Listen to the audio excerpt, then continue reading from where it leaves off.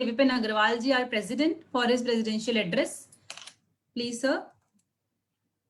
Vipin, sir.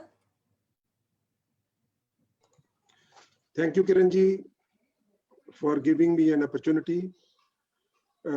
Firstly, I would like to thank all of you today in today's webinar on basics of arbitration and key points to consider while finalizing arbitration agreement. Actually, this is the first webinar by BVSS on arbitration issues, and hope this will go a long way in understanding the issues involved in arbitration process. We have today with us Senior Advocate K.K. Rai ji and Advocate Ashna Kumar ji. I welcome both the speakers on behalf of Team BVSS and hope their deliberations on the issues will help us a lot. I also welcome Kiran Pandey ji, Deepak Bahal ji, General Secretary Puneet Agarwal ji, who are all with us. As you are all aware, BVS is regularly organizing programs on various subjects of regular interest to members to keep them updated. Though this is not a routine subject for us because it's altogether a different subject, but we have, and actually we people are actually not doing practice in this arbitration process, but keeping in view the changing scenario in the world, the way the things are changing. So we also thought and planned to have a program so that new professional opportunities that are available, the members must be aware about that and how to handle. अगर ऐसी हमारे पास कोई काम आता है, कुछ चीज आती है, इस हमें आर्बिट्रेशन प्रोसेस में अपने आप को इन्वॉल्व करना है, तो हम कैसे कर सकते हैं, उसके क्या बेसिक चीजें जिसका हमें ध्यान रखना है. तो I hope this will help the members. And moreover, briefly, I would like to inform you about our organization. The BVS organization is a very old organization, about 25 years old. And this year we have got made six educational groups consisting of direct tax, IBC, banking, GST, corporate law, and specifically IT and office management, which is now key because COVID has taught us a lesson. This is such an important subject. And we have got another 5 strategic groups, which includes advocacy, economic think tank group, and we have got social family welfare. We take this group as a strategy group because we keep on reading, and we think family is the most important part, because of the family we are able to devote so much of time to the profession. So it becomes a very strategic group for us. And another strategy group is young professional group, where we have got members, young professionals from various fields, company secretaries, CMAs, be our members. And I hope the BVSS corporate law group will hold at least these type of webinars, at least 2 to 3 webinars more in this current year to keep us updated. Thank you very much. Now back to Kiranji. Thank you. Thank you, sir. Thank you. Thank you so much. As sir said, today we'll be discussing very important topic, arbitration. And to discuss and deliberate on this topic, we have with us 2 very eminent speakers, K.K. Rai sir and Ishna ma'am. Our first speaker is Advocate Ishna Kumar.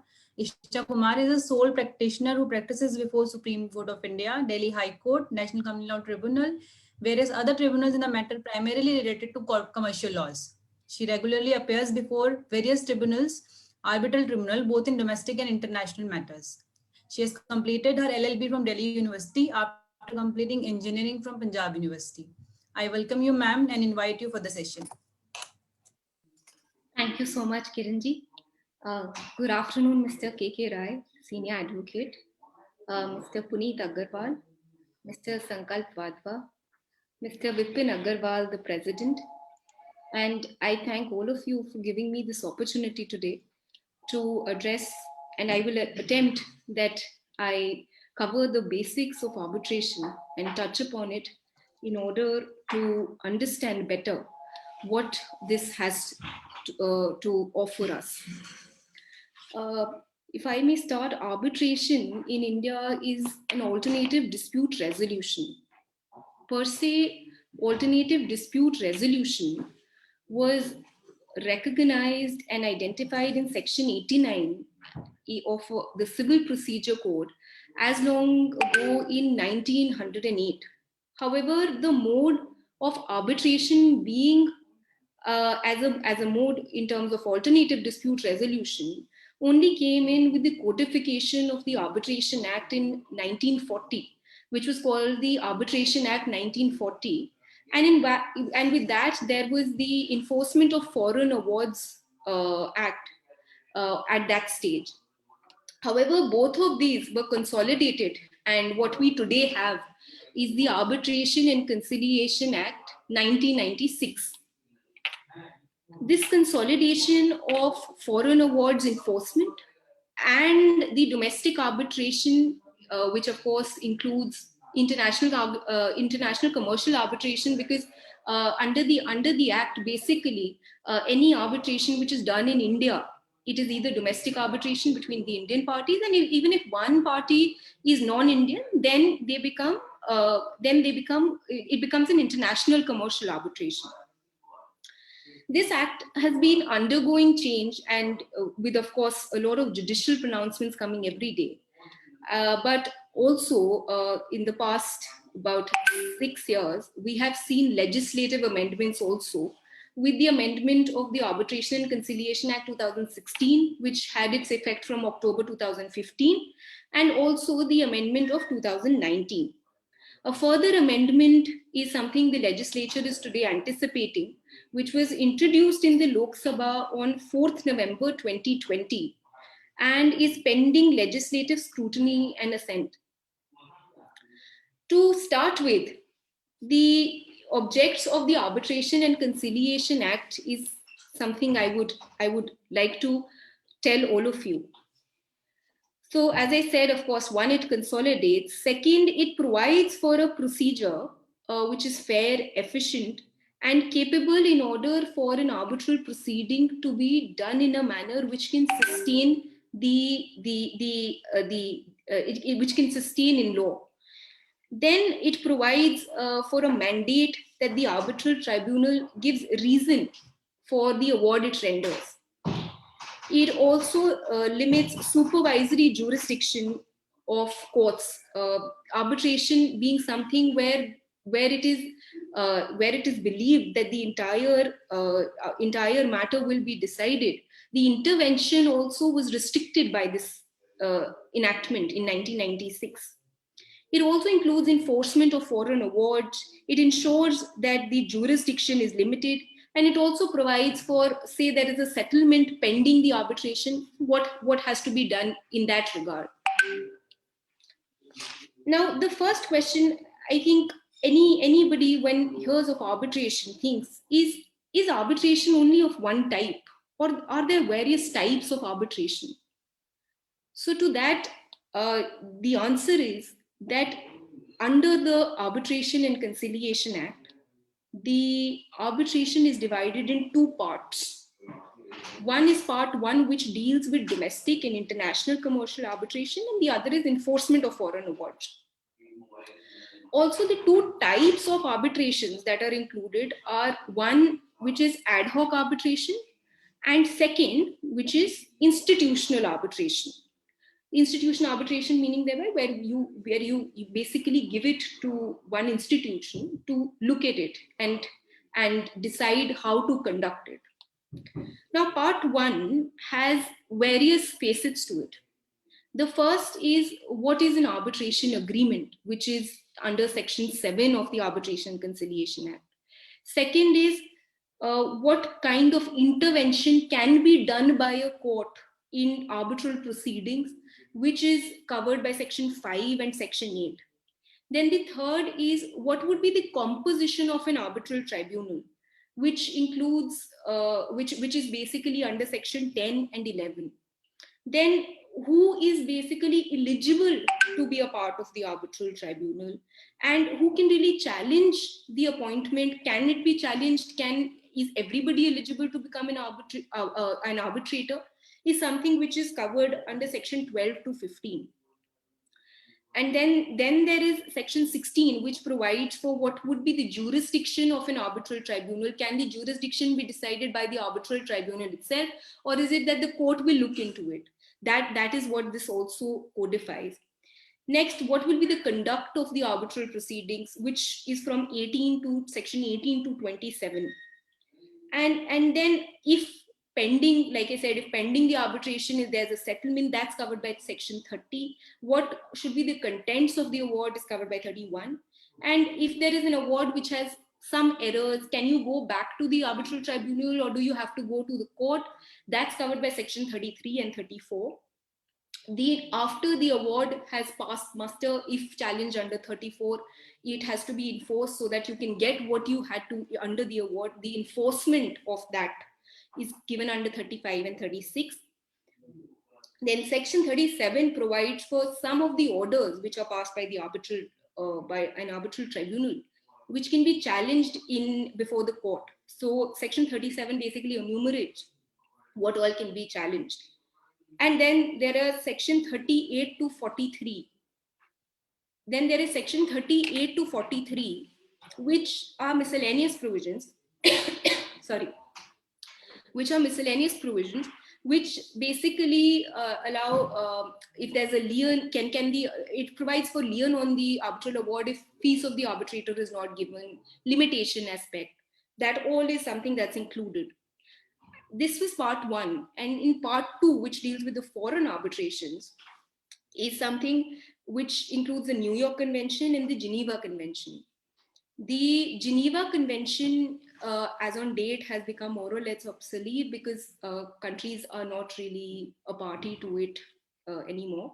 So it's mostly under the New York Convention. So basically, the award comes from outside India by an arbitral tribunal seated outside India, and it's enforced in India. So that enforcement is what is provided under part 2. I'm sorry.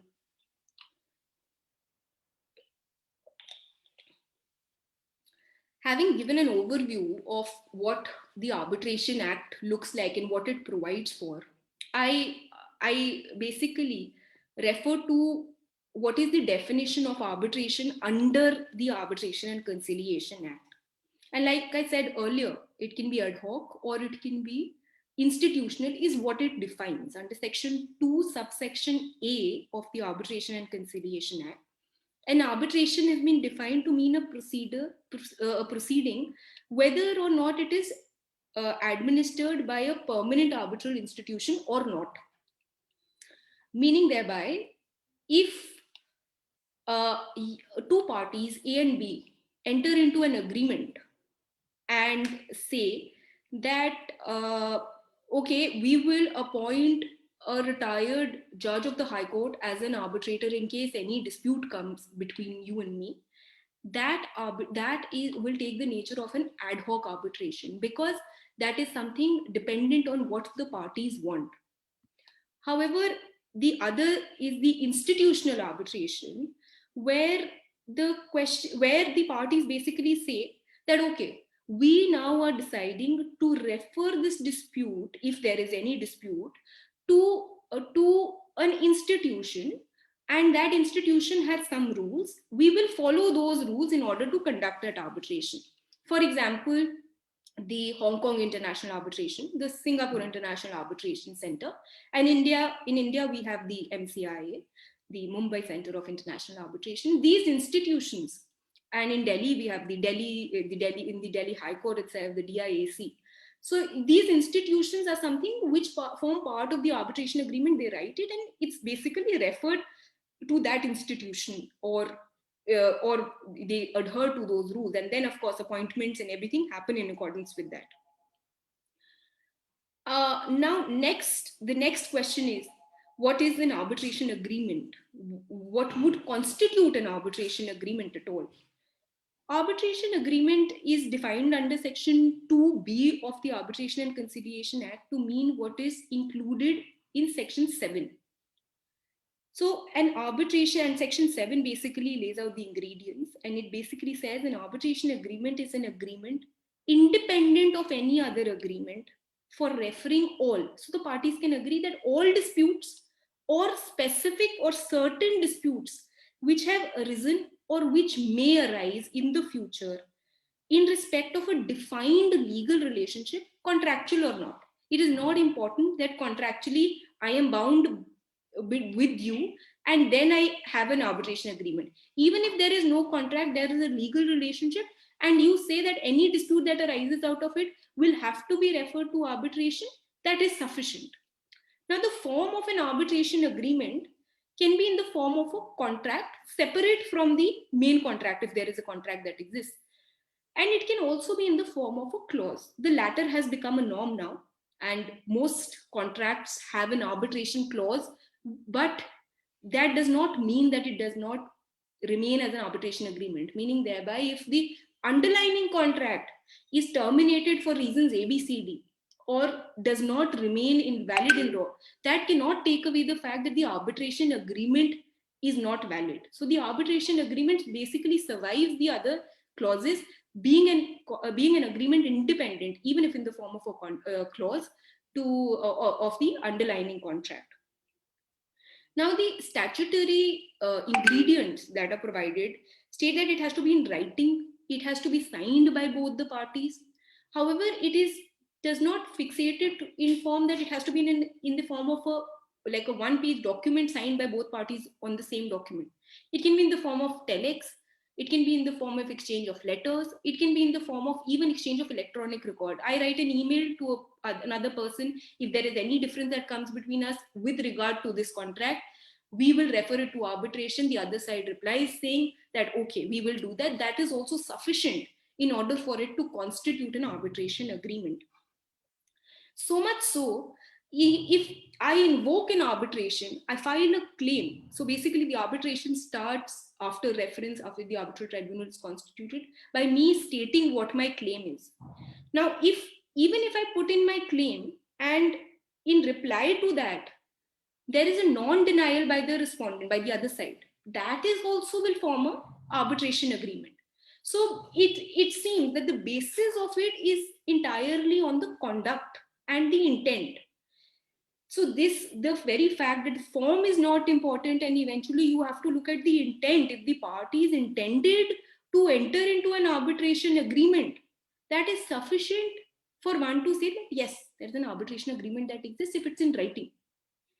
In that regard, there is a judgment, an old judgment of 2007, Jagdish Chandra versus Ramesh Chandra, where the apex court, specifying the statutory requirements, stated that the intent to refer a dispute is the sole test irrespective of form.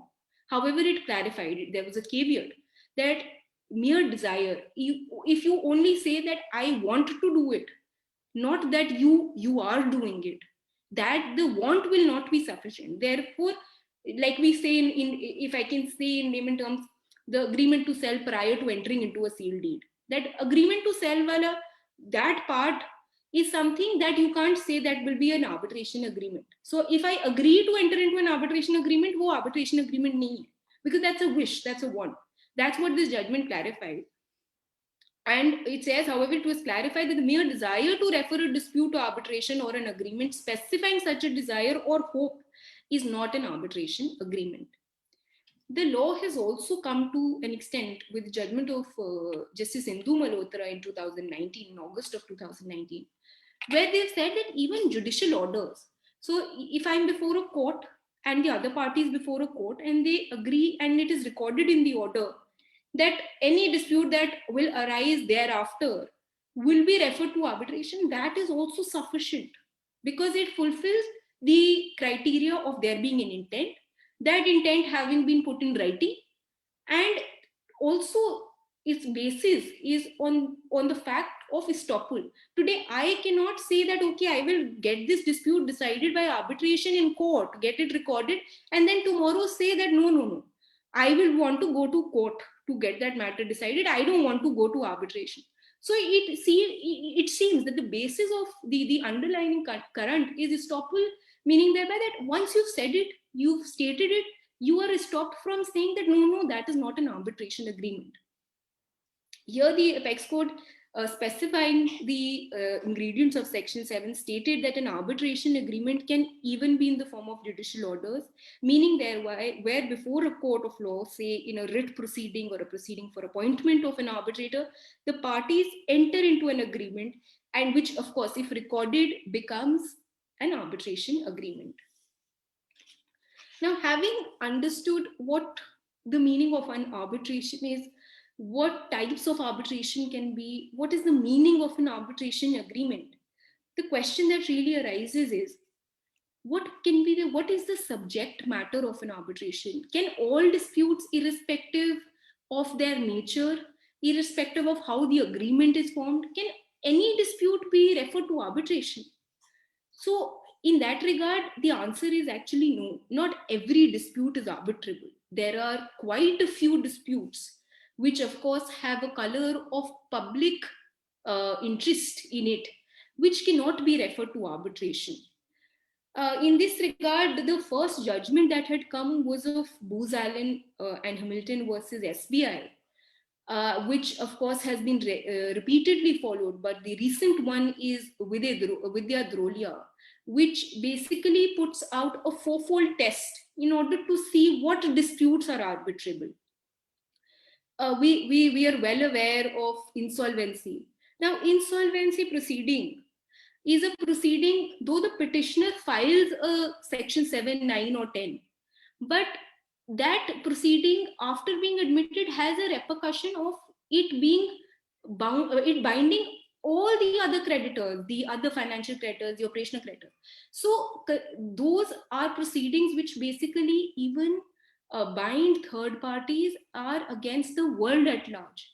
These such proceedings are not arbitrable. Those are the first type of proceedings. They're called proceedings in rem, basically which affect world at large. Another example is criminal proceedings. In a case of murder, murder is considered as an offense against the world at large. It's not, of course, it affects one person, but affects the society in totality, because that person being out there has an effect on everybody. In this regard, Section 41 basically enumerates all such instances, which include divorce cases also, other matrimonial disputes, matters of probate, fraud, corruption, and eviction also to some extent. The second test it applies, it states, is that where the cause of action and the subject matter affects a third party. One is that affects the world at large. The second is where it is affecting a third party. I enter into a contract with B, saying that I will not sell my property to anybody else but you. I sell the property to a third party, affecting his rights today. I cannot refer the dispute to an arbitration because it will affect his rights. So those sort of third party, where the third party's interests come into the picture, those are not arbitrable. The reason for that is that party has not agreed to enter into an arbitration agreement. It doesn't have an arbitration agreement. It hasn't said that we will refer disputes, if any. So A and B cannot start an arbitration proceeding with regard to something which today lies with a third party, and will it really bind the third party? That is the second test in order to see whether that dispute is arbitrable at all. The third is where the cause of action it relates to inalienable sovereign and public interest functions of the state, because these are something which are in the exclusive domain of the state, like taxation. These are also cannot be arbitrated. These are not arbitrable disputes. And the fourth one, which is the most interesting one and has the most controversy as well, which is covered by special laws. So in this regard, Vijay Drolia was actually a matter where they were discussing as to whether a landlord-tenant eviction suit is arbitrable or not.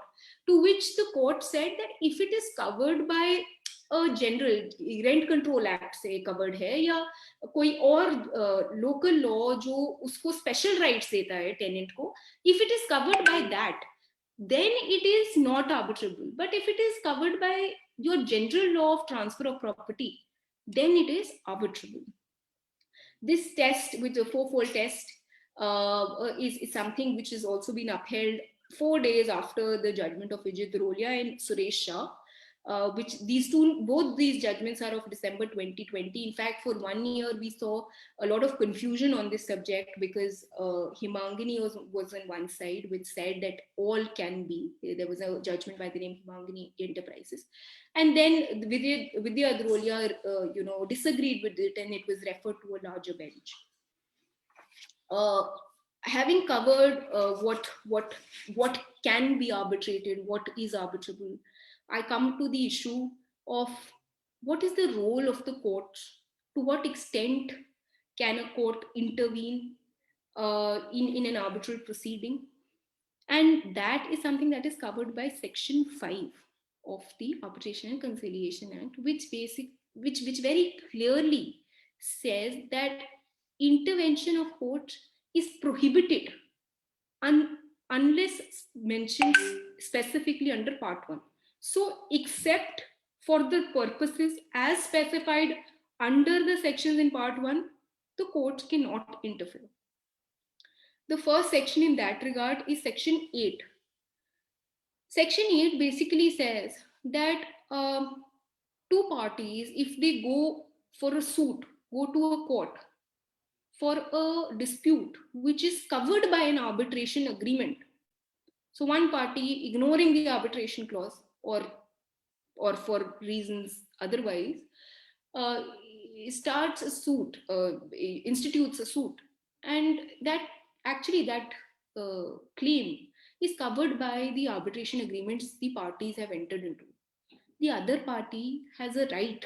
It's a right given to the other party to bring it to the attention of that court, be it a judicial authority other than high courts, to tell the court that this is something which is covered by arbitration. And in that case, the court or the authority has been given the power to refer that dispute to arbitration.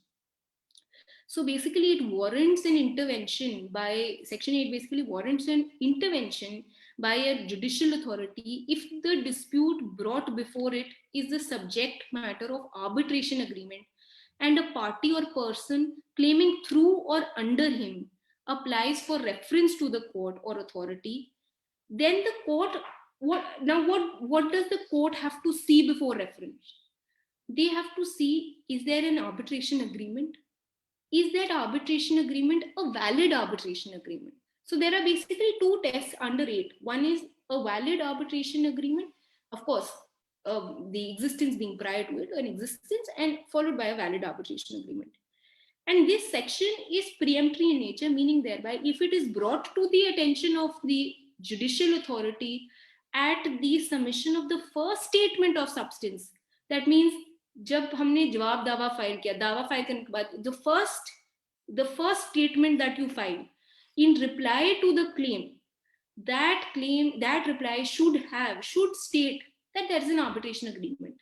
Because if you don't do that, then you waive. As I said earlier, the underlying principle for all is the conduct. It is basically governed by estoppel, the intent.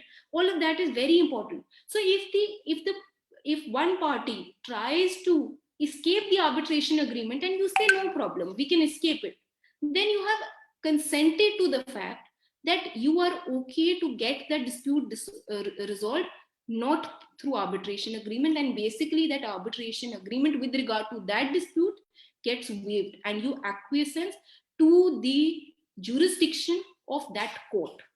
And this judgment, this proposition of the first statement having that relevancy is supported by the judgment of Rashtriya Ispat Nigam versus Verma Transport, which is again a 2006 judgment, which very clearly states that it has to be prior, otherwise there will be a waiver. And the Singapore Arbitration Conciliation Act also has a similar provision, and it stands on the same footing where acquiescence and waiver have been recognized.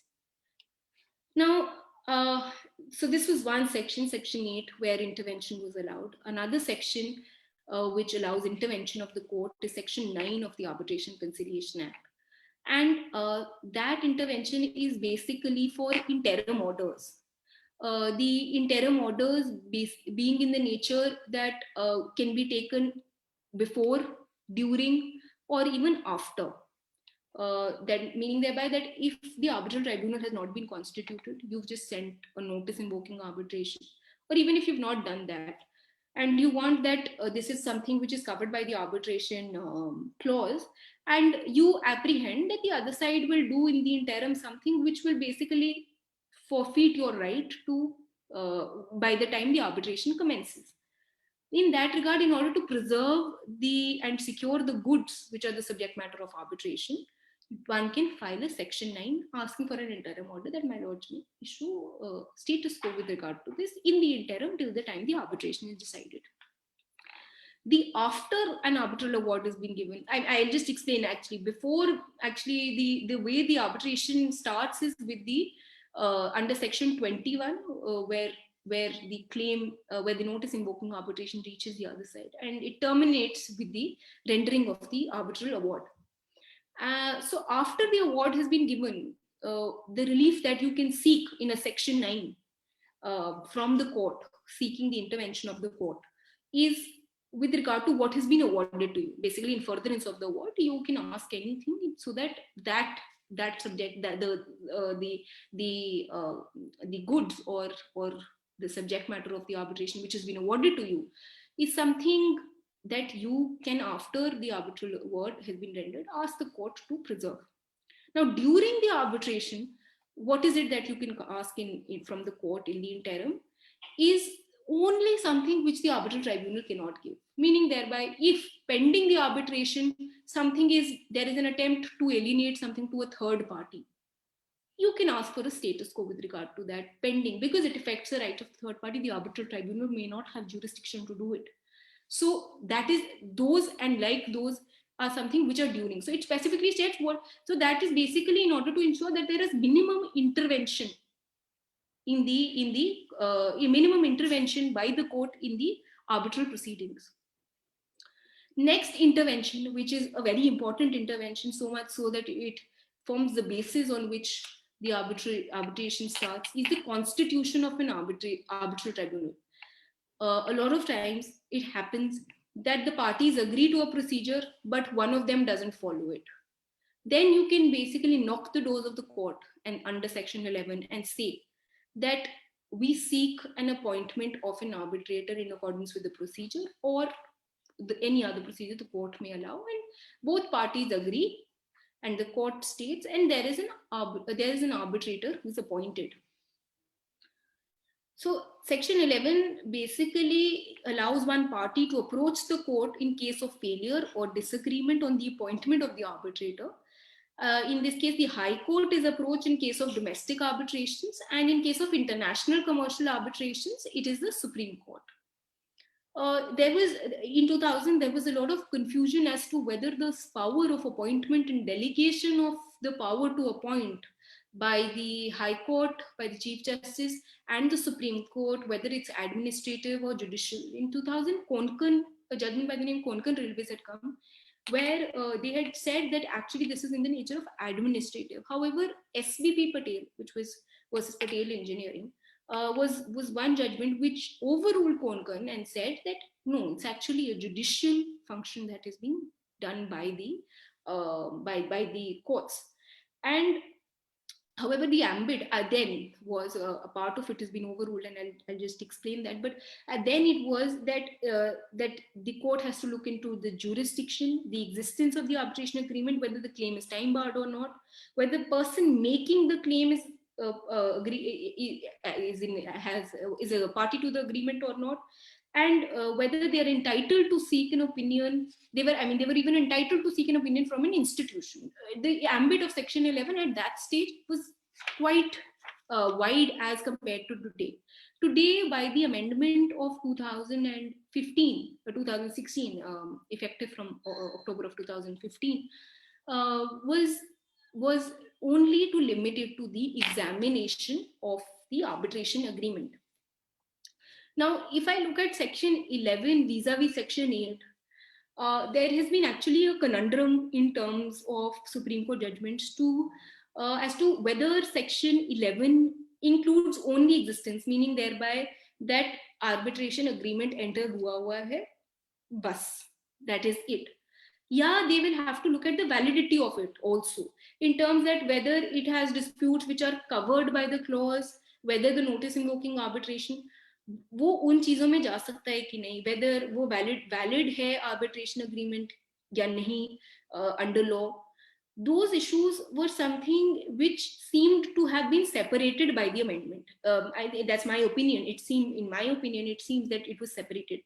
However, the issue and this argument was made by a learned senior advocate before the Supreme Court in the judgment of Garware Waldropes, that actually the fact that Section 8, which I dealt earlier, through interference wala tha, states that there should be a valid arbitration agreement in existence. That means कि 8 में validity और existence दोनों देखनी है, but in 11 you have to only look at existence. That was an argument that was made, but that was rejected by Justice Nariman. That argument in Garware was rejected, and that line seemed to have been removed.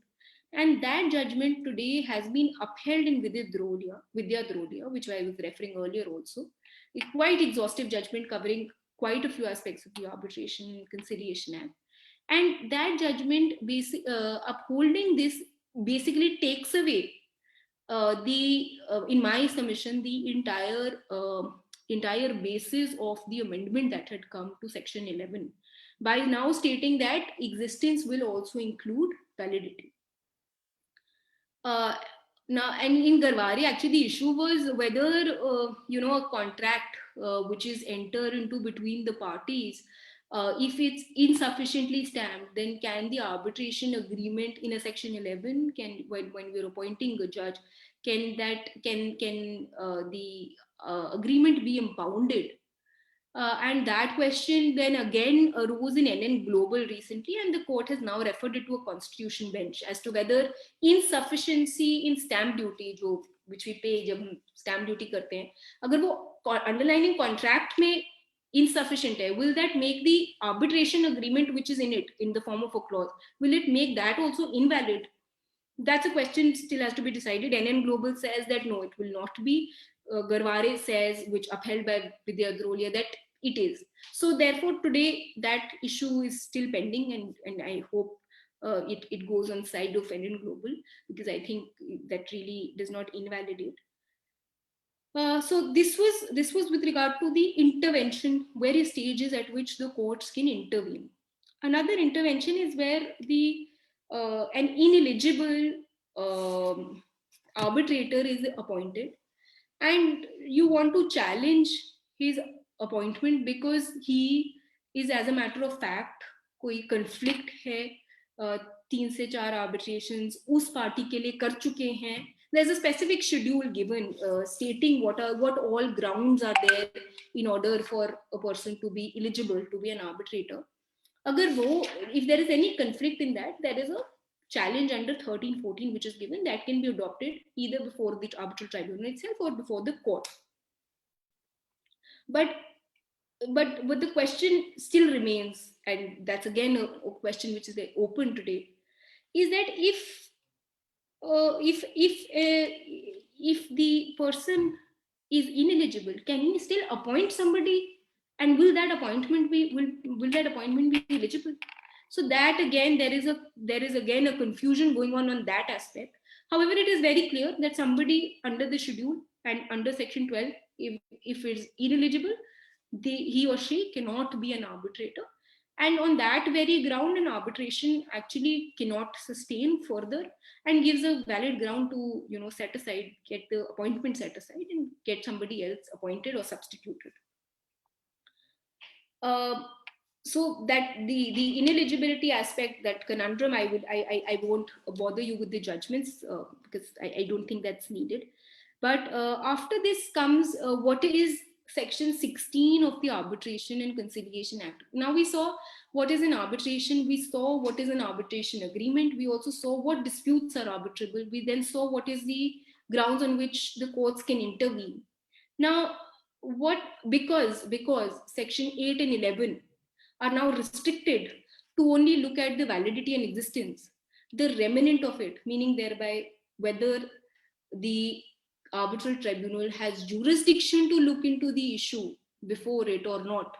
That jurisdiction is something which the arbitral tribunal itself has. It is known as the rule of competence, that an arbitral tribunal can rule on its own jurisdiction. That an arbitral tribunal can decide whether the disputes before it are arbitrable. It can decide whether the disputes before it are covered by the arbitration agreement at all. It can also decide whether the disputes before it will affect third parties. So all that power is given to an arbitral tribunal itself, and they decide. And that is the prime reason why the ambit and the intervention was limited further, so that the effect of 16 is not in any manner restricted. After 16, from 18 to 23 is basically the conduct, how to conduct an arbitration, which includes equal treatment being given to the parties, the procedure being fair in terms, and the arbitral tribunal deciding the relevancy, the materiality of the evidence before it. However, one interesting section, I'm sorry, I'm pressed for time, so I'm just touching upon these, but one interesting section is section 29A of the Arbitration and Conciliation Act, which basically defines the timelines of in the manner in which the award is to be given. And this was introduced for the very first time in 2006 by the Arbitration and Conciliation 2016 amendment, which was of course effective from 2015. So that amendment basically stated that from the date the tribunal entered reference, that means they got to know that they are the arbitrators in that matter. From that date, within 1 year, an arbitral award has to be passed. That 1 year timeline was given, which was applicable to all awards in part 1. That means domestic as well as international commercial. However, further this in 2019, this has been further amended to start the period from the dates the pleadings are completed, and a section 23 subsection 4 has been added, in which 6 months period has been given to file a statement of claim and defense. So therefore, the period earlier, which was 1 year from the date of reference, has now become 1.5 years, because 6 months for filing of claim, defense, and further 1 year to pass the award. However, this is not something which is for the purpose of international commercial arbitration. However, the applicability of the 2015 जब वो amendment आया था, वो applicability वो retrospective या prospective है, उस time पे भी there was a question, and even today. But उस time का in 2016 it has been settled in BCCI versus Kochi. And after 29A section, there are further sections, as I've already stated before, where during the pendency, agar settlement hai, that settlement can become a part of the award also, and that can be something outside the award also. 33 allows कि award में there is कोई typographical, कोई arithmetic, कुछ error हो गया, तो आप arbitral tribunal के पास वापस जा सकते हैं और बोल सकते हैं उनको correct कर दीजिए. 34 है section which allows that if there is an award which has been passed, that award can be set aside by the high court, by the court, but that is also on limited ground, which I will not touch upon because of time, but that basically identifies the grounds on which it can be done. And 36, of course, once the award is in your hand, how to enforce it, it becomes as enforceable as a decree of the court. And followed by 37, which is orders which you can appeal against. And then there are those miscellaneous provisions with regard to limitation and lien on an award, which allows a lien on the award. Insolvency and arbitration, section 41 provides for it. So this way it's a composite legislative piece that provides of how an arbitration has to be conducted. However, I must caveat all of this, that everything that happens in an arbitration is within the ambit of the arbitral tribunal. I have attempted to my level best to touch upon the best and the almost every section, but I'm open to questions, and thank you so much for the opportunity. I give it back to Ms. Pandey. Thank you. Thank you, ma'am. Thank you so much. Thank you for the wonderful session. And I want to invite Puneet ji, Advocate Puneet ji, for the introduction and for the welcome and formal introduction of our speaker, KK Rai sir. Thank you, Kiranji. Before I introduce our guest speaker and member of BVSS, Rai sir, I cannot stop myself from congratulating and thanking Eshna ji. I think in a very brief time and also in her career, I was seeing that she is not, it has not been very long time that she has been practicing, but the grip on the subject seems to be really very good. So congratulations, Eshna ji, and thanks a lot for being on our platform. And I would request to you to, if you can, if time permits, kindly be with us. There may be some more questions at the end. I would now, without Mr. Rai. I would not never do that. Good afternoon, sir. Yeah. Now I take this opportunity to thank Mr. KK Rai, Senior Advocate, who have joined us in this program as a speaker. And sir will be taking very interesting issues relating to what are the benefits of arbitration, what are the problems associated with it. Sir do not really need any introduction, but we as a matter of as a mark of respect and as a formal gesture, we have to do it. Sir is a senior advocate in practicing in the Supreme Court and the Delhi High Court, and almost going to complete around 40 years of practice. Graduate in law from Delhi University and then became an AOR, have represented so many government and PSUs, and is an authority on arbitration apart from various other subjects. So without taking too much time, I would request KK Rai sir to kindly start on his deliberations, sir. Thank you, Puneet. You have been really very indulgent in praising me. I don't deserve all that you had said. Nevertheless, we are all students in the process and learn over the period of time. And before I begin, I must thank all of you for giving me an opportunity to have a relook at the enactment and also to have a look at it from a different perspective altogether. When we practice as lawyers, we are essentially carrying out the wishes of the client we are representing. So in fact, our views are really one-sided in so many ways. But when we're preparing for a lecture or when we have to speak on the subject, the perspective changes and some kind of neutrality grips you. And then you are able to analyze the enactment in a different perspective altogether. It has happened with me several times. Many enactments I have seen as a lawyer, and many enactments when I see them as a speaker, things change a lot. Now, the subject which has been given to me is to deal with the practical aspect of arbitration. So therefore, I will not be getting into a structured lecture on the subject. Yes. My friend has really covered the entire enactment very deftly, and she has highlighted the various aspects of the enactment. So I need not get into that. The practical difficulties which we face on day-to-day basis.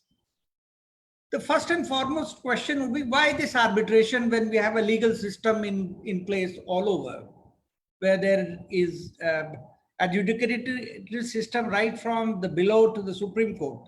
Why should you go for arbitration at all? What is the need of that? That is the foremost question we put to ourselves. And the root of arbitration is not the new, not something which has started in the recent century. It is very, very old root that it has. You must be knowing about the guilds which used to have, the traders used to have their own guilds right from the ancient days. Even in ancient India, guilds were there where the traders would be deciding their dispute as per their own customs and customary laws and the practices prevalent amongst the traders. So that this was a kind of informal adjudication of the issues confronting the parties to the dispute. So rather than going for formal adjudication, they would gather together. They would be having people amongst themselves who decide unconventionally on the issue. So that is how the guilds emerged, and similarly, many societies have that. Similarly, when we are talking about arbitration, we should also talk about mediation, because the conciliation is also a part of that. And in mediation, many disputes can be resolved without going for proper adjudication. That is also something which has to be kept in mind. And these two things are essential when we are talking about the commercial world. Because commerce looks at practicality and it also looks at speed. Both things are required when the commerce has to develop all over. And that's why you will find that the disposal of commercial issues is faster in developed countries compared to the developing countries. Like the main grievance you find of the people who are investing in our country would be the tardy judicial system. They will be talking about most of the time that we are not able to speedily decide the issues which are involved in the process, and therefore the projects get delayed, the financial issues arise, and then at the end nobody is the gainer in the process. So that is why United Nations way back in 1985 thought of having a kind of convention that is called UNCTAD Convention, 1985. It took almost 11 years for us to bring in this enactment in 1996. The Arbitration and Conciliation Act 1996, yes. So after 11 years of the UN resolution, we have been able to bring this legislation. And this legislation is almost at par with the legislation of arbitration all over the world, with minor variations and all. So that has to be kept, that is one thing that has to be kept in mind, that somehow we have to keep pace with the world on commercial platform. And one of the requirements is that the faster adjudication of the disputes between the parties. So arbitration aimed at, first, faster disposal of the issues. Second, unconventional disposal of the issues, in the sense that too much legality would not be there. Yes, it would work on the legal frame, but at the same time, it would be combined with several other factors to give a speedy disposal. Now, as I said at the threshold, it is a choice of the party that is material when you are going for arbitration. You have two types of arbitrations mostly. One is institutional arbitration, another is ad hoc arbitration. Both are part of the arbitration process only. In ad hoc arbitration, you opt for your own arbitrator, or both the parties may nominate one arbitrator. Or if there is no unanimity and it talks of multiple arbitrators, then both the parties would have their arbitrators, and in turn they would have a presiding arbitrator, umpire or presiding arbitrator, whatever you call. And they would decide the dispute. That is one way of looking at the resolution of dispute through arbitration. Another way of looking at it would be institutional arbitration. Now, institutional arbitration is like Delhi High Court has its centers, then this FICCI also, I think they have also centers, and ICC, there are agencies all over. Like you have, internationally you have SIAC, which is doing very good job in Singapore. Then you have London Court of International Arbitration, then you have in Paris. So you have at different places. In institutional arbitration, you don't nominate the arbitrators, you don't appoint the arbitrators, you just go to the institution and they do the needful. They appoint the arbitrator, and then the matter is adjudicated. That is one aspect that has to be kept in mind, whether we should go for our own nominated arbitrators or we should go for institutional arbitration. I'll be dealing with this aspect a little later. This second aspect that becomes very important is the cost involved in arbitration. Now the experience has been, I'll be also sharing the experience how things work. When you are going for ad hoc arbitration, the choice is left to the arbitrators to decide about their own fees structure as to how much they want to charge. When you are going for institutional arbitration, the choice is not left with the arbitrator, but the choice is left with the institution. Now, this has been taken care of by the amendment to the Arbitration Act, when a schedule of fees has been given, because this was a big issue which was confronting the parties to the dispute, and there was a lot of grievance about that. So this is one more aspect that has to be kept in mind, whether you should advise your clients for institutional arbitration or you should advise them for ad hoc arbitration. This is one aspect that has to be seen. Another thing that has to be seen is the qualification of the arbitrator. Whether you should go for a lay arbitrator, in the sense that yes, I'm a retired judge, or I'm in the legal profession, I'm exposed to different areas. But suppose I have to deal with something which is extremely technical, engineering, like the construction industry has a lot of arbitration processes. Whether we should have a qualified arbitrator who understands the subject, or we should have a totally ignorant arbitrator dealing with the subject. So this is another aspect that has to be kept in mind. Another thing would be the drawing an agreement. As my friend earlier has said, that it can be in the contract itself, or it can be through a separate agreement also. In certain cases, even if it is not there, parties may decide that they can refer their dispute to arbitrations. So that is another aspect that has to be kept in mind. So the issues I have formulated for consideration would be: one, the choice of arbitration, whether it has to be ad hoc arbitration or it has to be institutional arbitration. The money aspect that is involved, because that is very important. There have been instances where the claim suppose is of 1 crore and almost the parties have spent more than 90 lakhs over the matter, over the dispute itself. So the litigants are left with only 10 lakhs to fight for. 90 lakhs they have already spent on the arbitrators and plus on the lawyers also on both sides. So that is another aspect that has to be seen.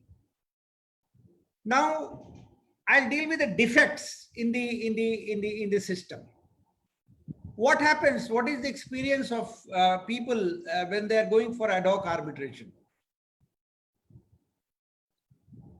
Many times it has happened that the parties have not been able to settle for one arbitrator. That has led to a dispute between them. Now, therefore, appointment, they have to go to the court again. The expenditure starts from then onwards. So you have to spend first on appointment of arbitrators, and thereafter on the arbitration proceeding itself. Another issue would be of multiple arbitrators involved in that, like both the parties have their own choice, and then they in turn have third arbitrator.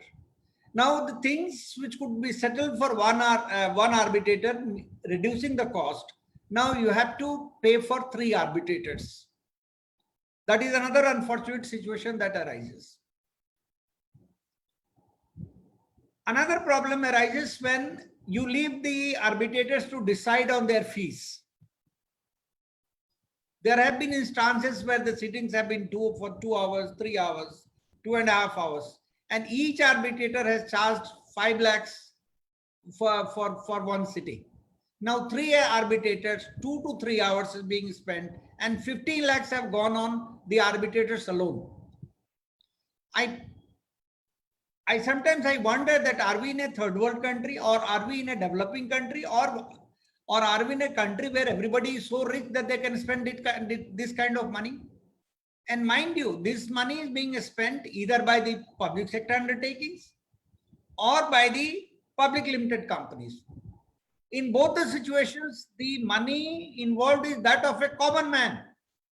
Taxpayers' money or investment by the common people are involved in that, which are being floundered just like that. Apart from that, the issue of integrity is also very important. I know a few cases, especially when the PSUs are involved, that the nominee of the private party and the nominee of the PSU, the private party somehow has been able to influence for appointment of the presiding arbitrator, who is in fact somebody sponsored by the other side or by the one side or the other. Now, at the beginning itself, the composition is lopsided. Now, you know who is going to win, who is going to lose. My friends who are involved with arbitration would vouch for what I am saying. Otherwise, I mean, normally these things are discussed in private. I am discussing on public platform. But this is a fact which I have seen in many cases. We have also confronted a situation where once the arbitrator is appointed, he is arbitrator of none. He is arbitrator of the issue. But it has also happened that the respective arbitrators who have been nominated by their parties would be speaking as counsel for the parties in the arbitration process. That spoils the sanctity of arbitration. That is something which has to be addressed when ad hoc arbitration is being done. Now, if you have an arbitrator who is essentially dishonest, he would linger the matter. It has happened that even for adjournments, they have held a sitting. For frivolous things, there have been sittings because that involves cost from both sides. And the money could have been saved. The sittings could have been avoided, yet the sittings are being held because the arbitrator wants to earn illegally out of this process. So, and there is nobody to monitor as to how they are doing it. So you are ultimately giving free hand to ad hoc arbitration. So therefore, personally speaking, I as a counsel for several years feel that ad hoc arbitration should be done away with. There is another issue that has cropped up now because of the judgments and as Ishna said earlier, about the appointment of arbitrator. If I cannot act as an arbitrator, then I cannot even appoint an arbitrator. That is also the view which has emerged over the period of time. So therefore, it is better to go for institutional arbitration where you just leave the matter to the institution, refer the matter to the institution, and the chances are that you will get neutral arbitrators in the institution. So ad hoc arbitration is something which, to my mind, is archaic because it compromises on several issues. The financially unviable, the integrity level is also doubtful at times. So therefore, when you are advising your clients, please tell them that go for institutional arbitration. There are several institutions which are taking care of. Many institutions have their own fees structure. Now we have Schedule 4 in the Arbitration Act that also rationalizes it. Maybe you make a provision that it cannot go beyond this. So the finances would be taken care of. So this is one thing that I feel that we all should keep in mind when we are advising our clients as to what kind of arbitration clause we should have. Should we have institutional arbitration or we should have the ad hoc arbitration? Now coming to institutional arbitration. Now many institutions have the supervisory jurisdiction over the award. Like SIAC has a personal experience of that, Singapore International Arbitration Center, where the award is submitted to the center examines it, and then only it is published. So somehow there is a monitor working over the arbitrator to ensure the impartiality, integrity, and several other aspects. Even LCIA has that kind of provision where the arbitrator is delaying the matter, then the institution can remind them and they can take care of that. Probably the institutions in India should have a similar provision, where some inbuilt mechanism is there where they can take care of such situations by themselves rather than leaving to the arbitrator, just to the discretion of the arbitrator if the arbitration has proceeded. So this is another aspect that has to be kept in mind. Now, another aspect that is to be seen is about the qualification of the arbitrators. You have several issues arising, But then suppose the accounting issue is there, better that you should have the component of the arbitrator should be exposed to the accountancy. He may be a qualified chartered accountant. He may be a practitioner on the tax laws. He may have dealt with the finances. So those specifications in the agreement itself would probably help the institution to get you an arbitrator of the field that you are looking for. Like construction industry, like engineers are essential components of that. Things which come naturally to us, we have to struggle for those things. So therefore, for that also, because the avenue is very wide when we are in the arbitration process. So therefore, it is better that we also specify the qualification of the arbitrators in that, so that we can ensure that we have expertise in the field. Another aspect that has to be seen is, should we straightway go for arbitration, or we should take some process where we can encourage conciliation and mediation? To my mind, the best thing would be to make a provision for inbuilt conciliation mechanism, where the parties can informally sit together and try to resolve the issues themselves. Or maybe they agree for a mediator who mediates between the parties and try to bring in some kind of rapport or some kind of understanding, because commerce is a different game altogether. And I'll give you an interesting example of that, how a person with foresight can settle the dispute to his advantage. I was dealing with a case in LCI, London Court of International Arbitration. It was about the quality of coal that was supplied to my client. There was a Swedish company which was the supplier, and the agreement was for Indonesian coal to be supplied, and coal has ash content. That is one of the components of coal. And dispute was that the ash content was higher than what had been promised. So we raised the dispute. The arbitrator ordered for chemical examination of the coal that had been supplied. The other side understood that they have no case. Now look what they did.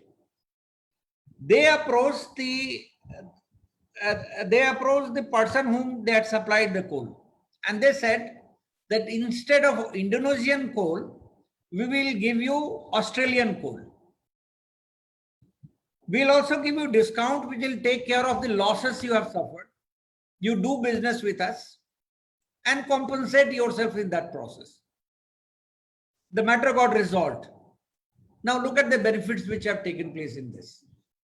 The first and foremost is that the litigation cost has been saved by both the sides, because in those countries it is really exorbitant. I mean, you pay a lot of money. Secondly, the supplier has been able to retain his client.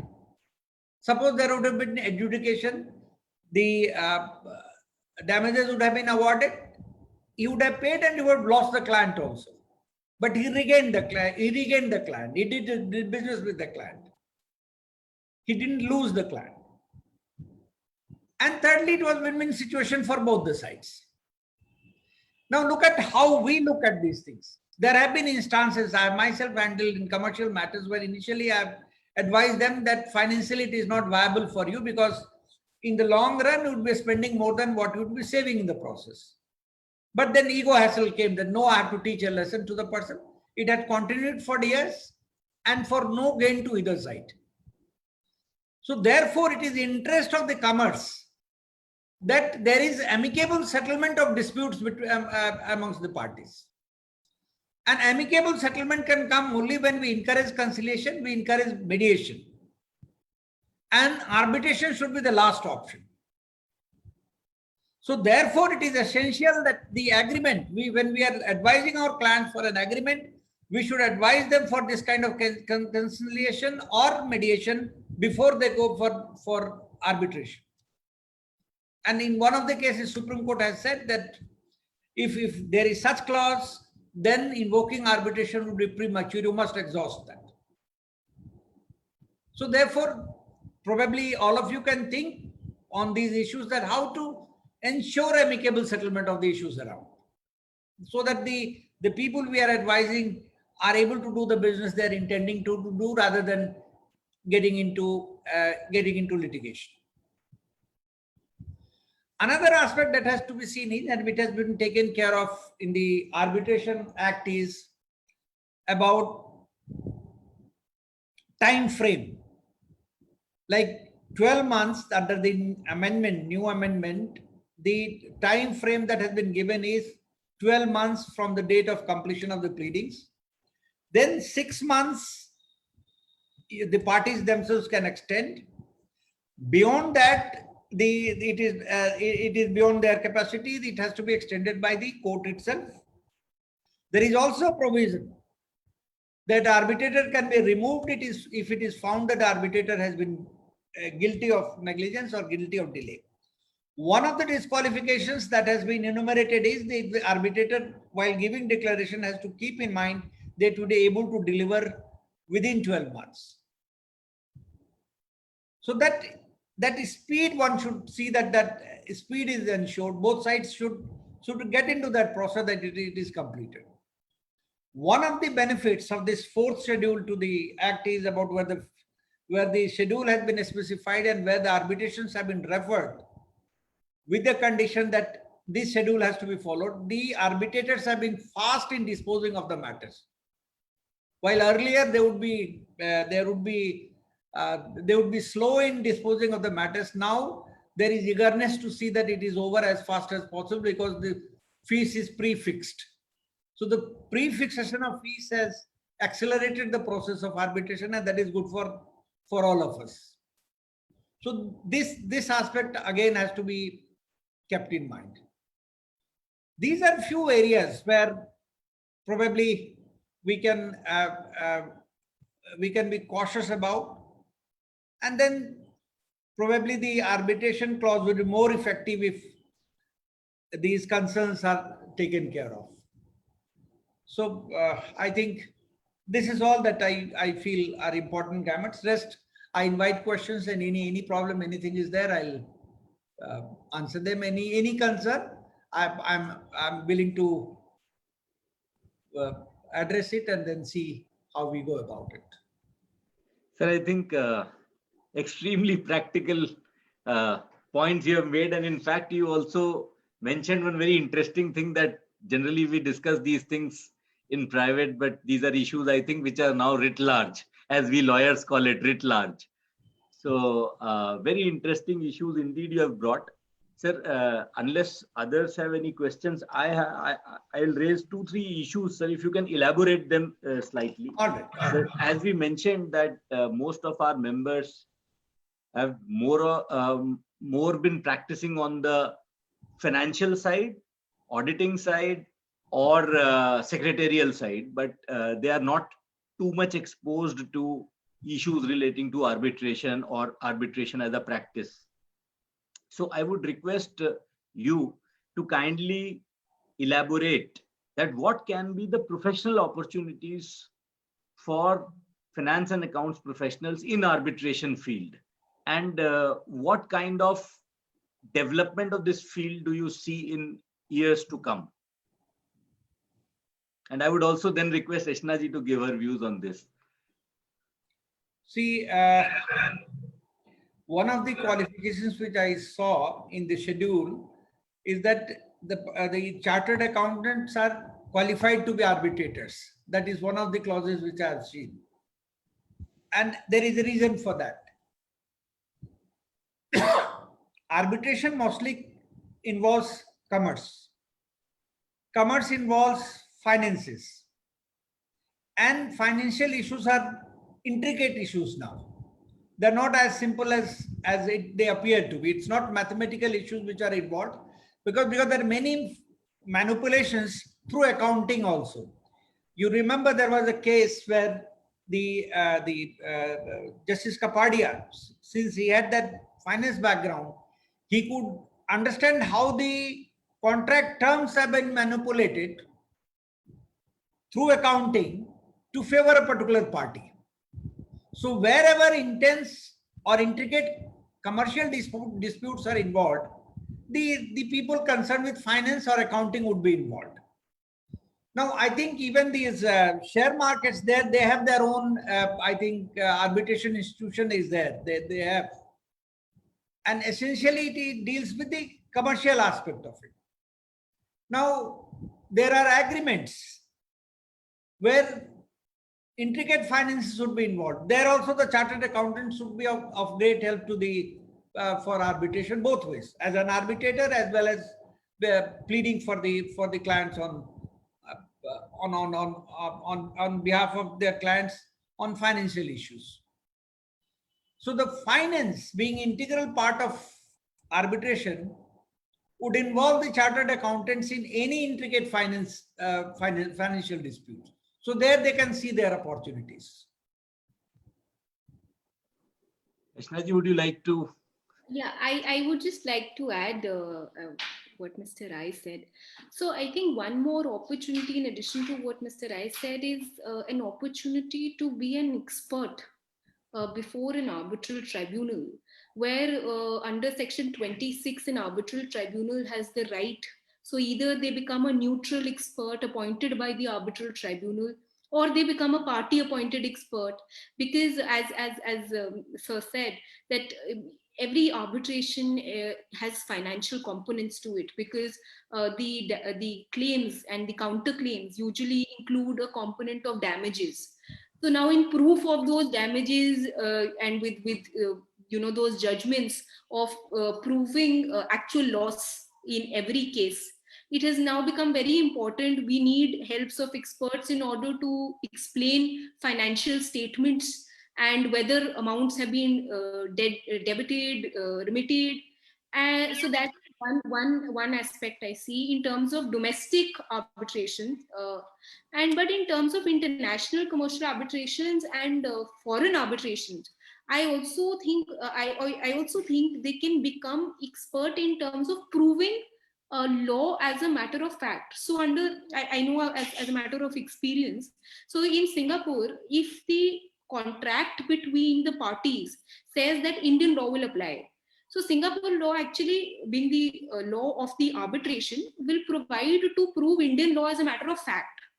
So it becomes actually mandatory in those matters to get somebody to prove that law, which usually is a lawyer, or could also be an expert in order to prove the financial law on it.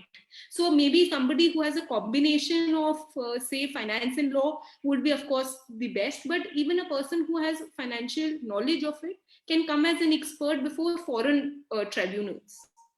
That's it. I just feel that. I think a very interesting point you have made, but I also raised a question along with this, that as an alternative dispute mechanism, a resolution mechanism, and especially amidst the several concerns which have been raised over and over again by those who are dealing in it, how do you think that can this really provide alternative dispute resolution mechanism, or as a process, it is not, you think that it is not going to succeed that much the way it was originally intended?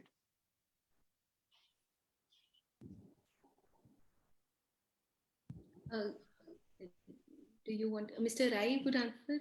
No, both of you can answer. we would like to have your comments, both of you. Please. If you don't mind, can you repeat the question? I'm sorry, I was answering some call, I missed it. I'm sorry. Sir, what I was saying was that my second question, which was associated with this, the first one was that as alternative dispute resolution mechanism, amidst all these shortcomings, which are more behavioral, systematic, and I think the biggest problem arises from the very basic human nature, that the one who appoints a person is always has some affinity to that person. That I think that is the sum and substance of the practical difficulty. So if we keep this in mind, do you think that really this arbitration as a future, it really has a future, or we need to rethink on it? Still it has a future, and that is why we have been evolving over the period of time. That is why the institutional arbitrations are becoming increasingly popular. That is why their schedules have been appended to the enactment, where so many qualifications have been prescribed. Like, if I am an arbitrator and one of the law firms which is representing in the case, which is representing a party, then I am associated with the law firm, I'm disqualified. I cannot be an attached arbitrator of a law firm for several cases, or to a party for several cases. There also the limits have been given. So it's natural to get influenced. It is natural to have bias. But then mechanisms have been involved over the period of time to avoid that bias, to ensure that there is neutrality. So we shouldn't be scared of our weaknesses. We should work upon strengthening our virtues, which can control those weaknesses. And those weaknesses are controlled by eliminating the process of arbitrariness in the process, in the sense that there is no role to play by the parties in appointment of the arbitrator. The institutions are taken care of. Right. There are declarations by the arbitrators on several issues where they have to declare that they are independent. The parties have freedom to raise issues where they have genuine and fundamental apprehension about the impartiality of the arbitrators. So all those mechanisms have been provided. Now, they would get strengthened over the period of time with the experiences we'll be having over the period of time. Like earlier, the views were different, that a party to the dispute can reserve to itself the right to appoint an arbitrator. It led to a lot of misuse. Now that process has been eliminated. So therefore, the issues would arise, and the gradual elimination of those issues would also evolve over the period of time. So I don't think a bleak future for arbitration. It would grow from strength to strength. You would like to add anything, Ashnaji? Just one sentence. They say necessity is the mother of invention, and in today's time, with the COVID hitting us, I think it has given us rather an opportunity to open to this much more than we were. And considering, I'd be very, very fair and blunt in this, considering the negatives of an arbitration, we see that negatives in our judicial system also. So, however, the bolting of those nuts is rather easier in a private forum rather than in a public forum. I say the reason for that is because the check and balance is by the very fact that the other party is sitting there. By the very fact that the other party is sitting there creates a check and balance of knowing who to be there in that industry and who not to be there at that industry. Of course, there is a long way ahead. There's a very long way ahead. But institutional arbitrations, I think, will help us out, because that's where we are going. And I think institutionalizing it, and Supreme Court has now started referring it to MCI in the recent past. So I hope, I look forward to it, because I am a part of it in a big way since the start of my career. Since the past 5 years, I've been doing it. So I hope we are able to take it to the extent that you said. That's very good. So, if institutional mechanism is the future, sir, can you elaborate that? What are the provisions of Arbitration Act for establishing an institutional arbitration center? Actually, there is a council which has to be constituted under the Act, which would have the supervisory jurisdiction over the institutions. They would do the ratings and other things. I don't think the council has been appointed so far. Once that is constituted, then they would be controlling the whole thing. So you can always develop an institution, and there can be a provision in the arbitration agreement, and then that council would do the ratings and other things. So over the period of the event, institutions would grow all around. So you are saying, sir, presently, when there is no council, then anybody can just create an arbitration center with its own rules. Is that the It can, and parties can agree to go to that institution. right? All right. So I think then that practically becomes again a market for the professionals, where even professionals can establish good, cost-effective, and fair arbitration centers. And as you have pointed out, with some ratings and all, after all, disputes are to be resolved, and the one who resolves those the best, I think people would like to settle their disputes there. And as you have repeatedly stated, commerce has its own peculiarities. Then people should and would look at the visionary people who can again give. So I think these London Center and the Singapore Center, they are very famous, and I'm sure that they would be very professional. That's why they are famous. They are very professional. They are very professional.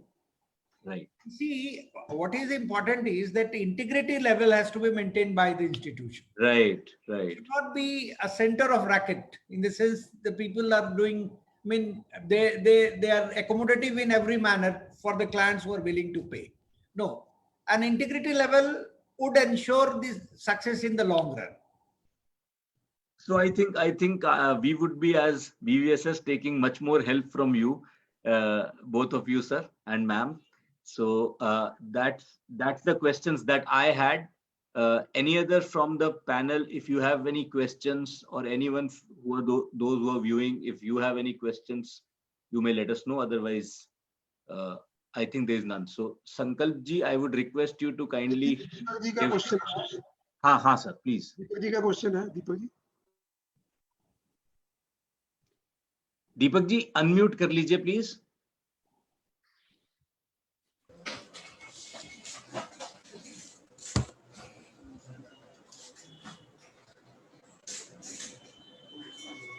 Deepak ji sir पूछिए. I was not asking any question, and but Vipin sir. Arbitration is not my foray, in fact, but I really appreciate the talk by both the speakers, and it was fabulous otherwise.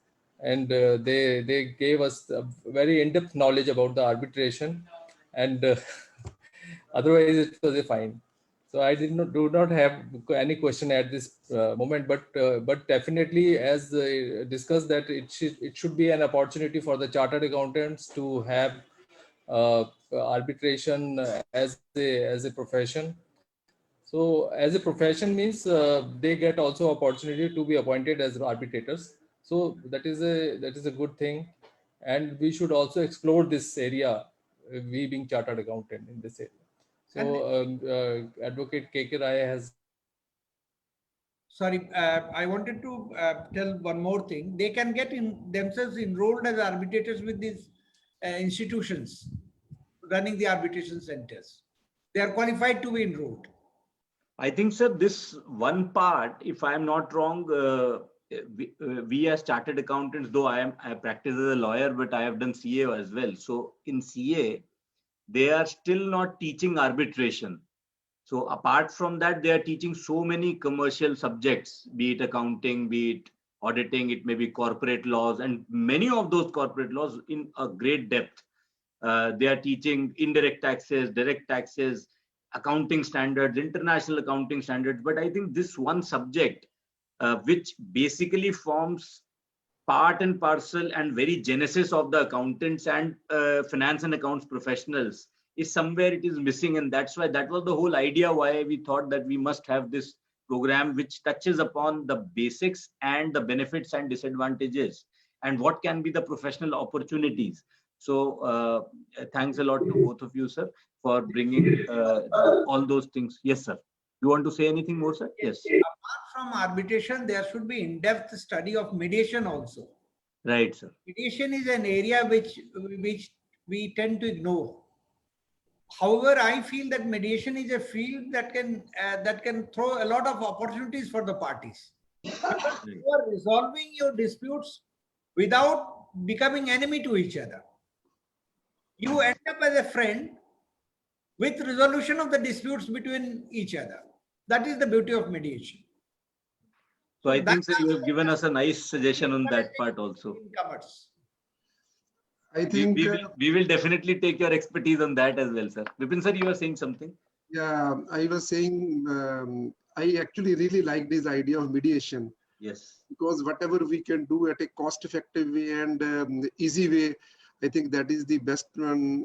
We must actually look into this aspect. And the other thing which we were actually not aware, because we are not into this actually domain, not our domain. But one thing is very important. There is no control. We can have our own institution, we can have our own center for arbitration, and there is no authority to monitor us actually as of today. And we can do the whole legal process. So that is a wonderful opportunity, because a lot of people have got very good talent to sort out these problems in a very legal and perfect way. So they have got this forum without any legal control over them. So that's one thing which has come out very important. And see, many disputes are because of the bruised egos between the parties.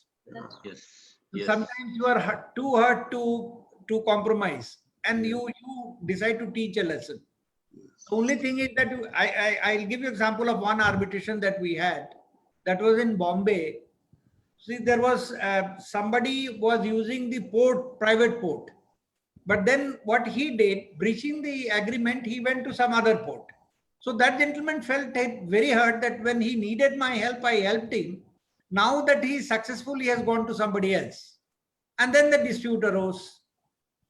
The only thing that I did, although I was representing one of the parties, I said, why don't both of you talk together?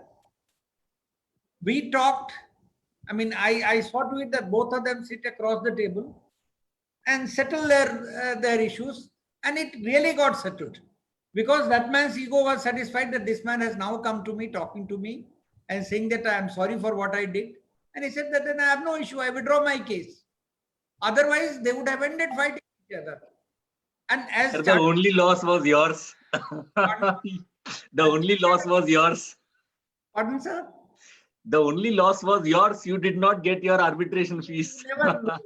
You earn people Yes, who yes, stand by yes, you yes. throughout your life. So That's you are right. always the gainer. Yes, So yes, at least that is my personal experience. yes, And yes, sir. I also agree with this view, because But we have won in the long run. Yes. For anything, it would come to you only and to nobody else. That's right. That's right. it And sir, actually- I would like to say one thing on this. The aspect of Vipin sir has also highlighted. You have also highlighted. Sir, in fact, chartered accountants are expert in understanding problems of all parties, because they are so deeply engaged into the day-to-day implementation of the businesses. Virtually for all the small and medium businesses, chartered accountants are like their financial, they're like their CFOs and business managers. And So they have the trust of the clients also. they have the trust of their clients also. Whereas mostly the lawyers are feared by their clients. They still Lawyers do not have that day-to-day relationship with their clients into their day-to-day business functioning, sir. I would put it that way. So the confidence that the chartered accountant has of the client, I mean, that is something which is which can be used for better cause. Is what I feel. That's right. Ashna ji, on conciliation, you would like to say anything? Vipin sir, you have to unmute yourself, please. एक चीज बड़ी important है जो आपने कही कि के राय sir ने अपनी जो आर्बिट्रेशन फीस नहीं मिली उनको, मैं उसके लिए कहूंगा कि अगर किसी काम, अगर मैं 10 काम करता हूं and if we don't get fees for 2 but that achieves a bigger social objective, that is I think far more important than getting fees from a client. But sir, even financially you are not a loser. Yes, yes. Because you have retained the person for eternity. For Yes. eternity. Yes, Naji, you would like to say anything on conciliation, madam? So I from the limited knowledge I have, the law in that is today that pre-arbitral negotiations. I don't remember the name of the judgment, but there are 2-3 judgments which say that pre-arbitration negotiations are mandatory. I think that that enforcement of the pre-arbitration negotiations will have a lot of impact. Though I mean, I know very less tribunals and lawyers who get into that, but that attempt should be made. And I also feel, though the amendment by bringing those timelines are helpful, but somewhere it curtails that time period for settlement once the clock starts ticking. वो arbitration एक बार शुरू हो जाती है तो उसके बाद वो टाइमलाइंस में ही लग जाते हैं कि इतने तक करना है, इतने तक करना है. So that period, so I think there should be a provision that set in order to further what sir was saying, settlement का period exclude कर रहा जाए. So sorry, हाँ जी sir. Sorry, आप बोल लीजिए फिर. I'm sorry. No, not at all. So, in furtherance of what you were saying only, I think in order to, get it enforced to the, I mean, practically, if that time period is excluded, because sometimes it takes more than 6 months. In fact, that time, while computing limitation for arbitration, that period is excluded. But sir, 29A mean excluded. That is 29A. 43, if you see. 43, yes, sir. 43, yes. 43 may it is there. 43, yes. But sir, for not purposes of the recent amendments that have come. So that, I mean, I faced it, sir, in an arbitration in Bombay. हमारा sir, at that time, वो 1 year वाला ही था.